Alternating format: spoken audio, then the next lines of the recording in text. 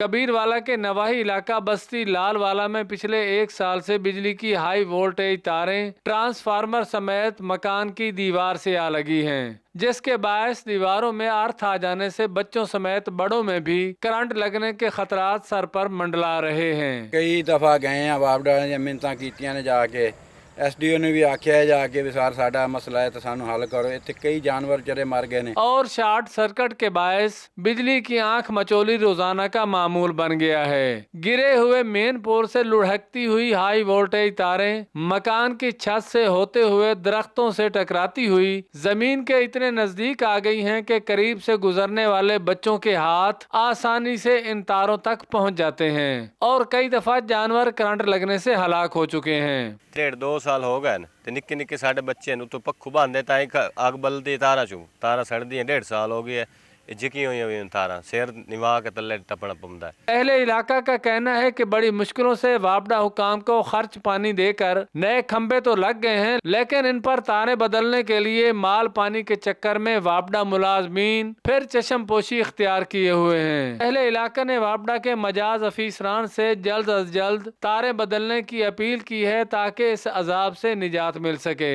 Cameraman Waqas Ali सहू के साथ अब्दुल मजीद बाटी, सच news, Kabirwala.